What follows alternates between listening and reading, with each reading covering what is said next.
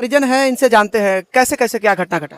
सुबह तो नहीं थे, शाम में करीब हम लोग को सुबह 6 बजे पता चला, जबकि हम लोग गो से आए। अच्छा, आने के क्रम में इन लोग गया रेफर कर दिया था यहाँ से हसपुरा। क्यों यहाँ पे इलाज नहीं हो पाया? जब हम प्रभारी से मिले, के सिन्हा करके शायद ऐसे ही करके कुछ नाम उनका बोर्ड पे मैं पढ़ा। अच्छा, जब उनसे पूछा गया कि सुबह में कौन सा डॉक्टर थे, देखिए 3 शिफ्ट में ओटी बांटा हुआ रहता है ड्यूटी का, तो जो नाइट शिफ्ट में थे जो उनका 6 बजे तक ड्यूटी रहता है, उनसे जब पूछा गया, जब हम प्रभारी से पूछे कि आपके पास अगर वैक्सीन नहीं था तो क्यों पेशेंट को मतलब खोल करके इमीडिएटली रेफर करना चाहिए, जब आपके पास नहीं है वैक्सीन तो इमीडिएटली रेफर कीजिए। तो उनका बयान आता है कि नहीं, हमारे पास अवेलेबल है वैक्सीन। जो कि हमारा यहाँ का जितना जनता लोग है सभी लोग थे वहाँ पे, उनके सामने शायद इसका वीडियो क्लिप भी है मेरे पास। हम आपको जरूरत पड़ेगी तो वो भी दूंगा।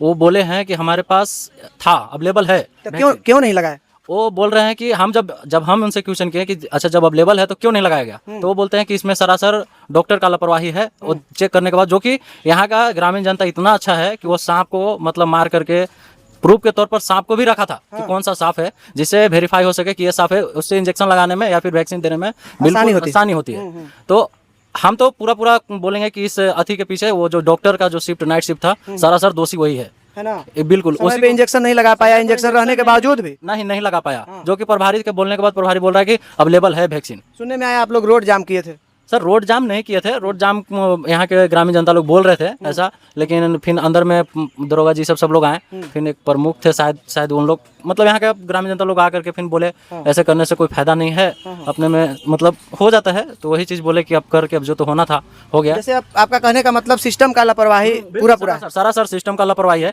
हमें तो ये बात नहीं समझ में आती, जब आपके पास किसी भी पेशेंट अगर जाता है सदर अस्पताल में, अगर वैक्सीन नहीं हो या फिर किसी भी प्रकार का कोई दवा ना हो, उसे इमीडिएटली रेफर करो, हाथ क्यों लगाना।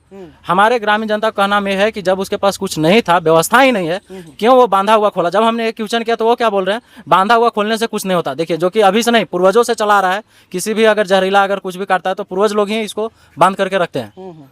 तो ये शुरू से क्या कहना चाहिएगा सर, आपके क्षेत्र में सरकारी अस्पताल है और यहाँ पे सुविधा रहने के बावजूद भी इंजेक्शन नहीं लगाया जाता है?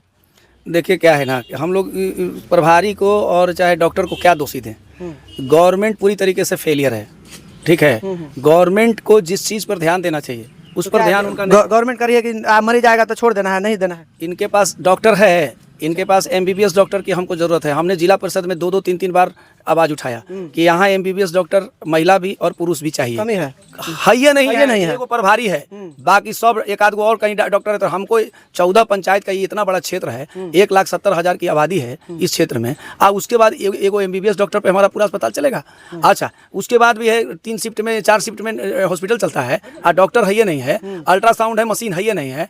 बताइए, तो इसमें सरकार ना फेलियर है, निकालती नहीं है, भाषण लंबा लंबा देगा। एक डॉक्टर है जिसको नॉलेज है कि नहीं है, वो अगर वो लगा देते उस वक्त पेशेंट को, जब वैक्सीन था तो फिर रेफर करने का कोई सवाल। बिहार के काफ़ी सरकारी अस्पताल से ऐसा वीडियो सामने आता है कि डॉक्टर का लापरवाही हो गया, ये हो गया। क्या कहना चाहते हैं? डॉक्टर का लापरवाही होगा नहीं, कहने का मतलब है कि जहाँ पर 12 डॉक्टर की जरूरत है वहाँ पर 1 डॉक्टर है, 2 डॉक्टर है, तो वो तो अपना खाना पूर्ति करेंगे, वो अपना काम करेंगे, अपना टाइम होगा वो चल जाएंगे। फिर आप मरीज आए मरे जी, उससे क्या मतलब, फिर दूसरा डॉक्टर शिफ्ट लेगा है, अपना पदभार लेगा, तो टाइम उसी समय पर ये घटना हुई। तो अब देखिए, ये जाँच का विषय है, जो भी सही तथ्य है, ग्रामीणों का जो परिजनों का जो आरोप है, तो अब तो हम उसी को कह रहे हैं कि हम लोग गए और इंजेक्शन बोला कि है, लेकिन कोई लगाने वाला ही नहीं है। 40 मिनट 1 घंटा देर हुआ, फिर इनको बाहर रखा गया, इस टाइप का आरोप इनका है। आपके पास तो एम्बुलेंस सुविधा था?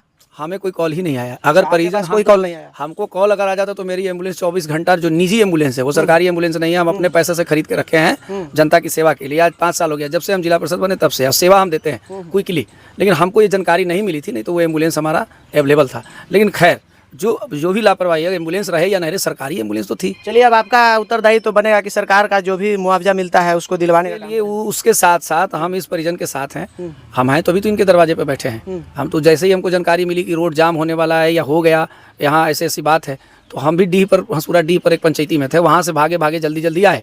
तब तक मालूम हुआ कि रोड जाम हट गई है और मृतिका जो है वो हॉस्पिटल में लाया गया है। और यहाँ पे पब्लिक की हुजूम थी, बहुत तरह की बातें हो रही थी, परिजन भी डिमांड कर रहे थे कि उचित कार्रवाई की डिमांड कर रहे थे।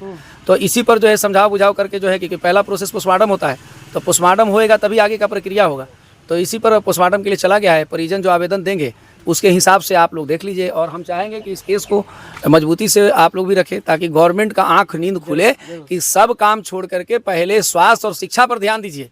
उसके बाद कोई जरूरी नहीं है नल्ली या गल्ली बनना, नहीं चाहिए हमको पीसीसी या फेवर ब्लॉक। अरे भैया पहले डॉक्टर की बहाली करो, हाँ पहले टेक्नीशियन की बहाली करो। आप वो करते नहीं हो, लंबा लंबा खाली भाषा। कोई भी गवर्नमेंट रहे, हम बिहार के अन्य गवर्नमेंट से भी कहते हैं, ऐसा नहीं कि हम विपक्ष में तो हम अपनी बात नहीं करें, हम सभी भी गवर्नमेंट से पदाधिकारियों से आग्रह करते हैं कि आप सबसे पहले शिक्षा पर ध्यान दीजिए। तो आप नीट का एग्जाम का पेपर लीक करवा देते हैं। हाँ अभी चुनाव प्रचार, अभी चुनाव का कोई मामला है नहीं, रोस्टर पता नहीं है, पहले ही लीक हो गया कि कौन रिजर्व है कौन जनरल हो गया, नहीं समझे बात। तो ये कमी है, गवर्नमेंट को इस पर सुधार करना चाहिए, शिक्षा पर ध्यान देना। हॉस्पिटल है 3-3 करोड़ का बना है, 4-4 करोड़ का बना है, बिल्डिंग बहुत वीआईपी बन गया, एकदम संगमरमर टाइल्स लगा दिए हैं, लेकिन डॉक्टर ही नहीं, तो फायदा क्या ऐसा बनाने से। तो डॉक्टर बहाल आप क्यों नहीं करते हैं?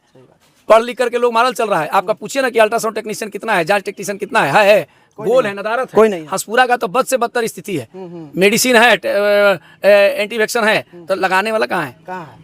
आज ही कहीं ना कहीं महिला का मौत हुआ ना, जिला प्रवाही की वजह से हुआ ना मौत, फिर कल होगा।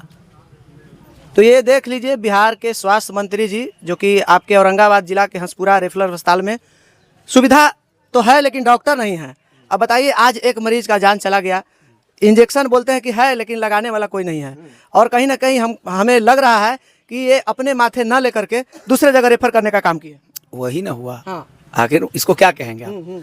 ये रीजन चाहे जो भी हो, तो ये मैं नहीं कह सकता हूँ ना, क्योंकि वो आप डॉक्टर साहब से जाके खुद से माइक लगा के पूछ लीजिए। आप लोग पत्रकार हैं, आप तो ये सीएम से भी लगा के पूछ सकते हैं, भाई आप स्वतंत्र हैं।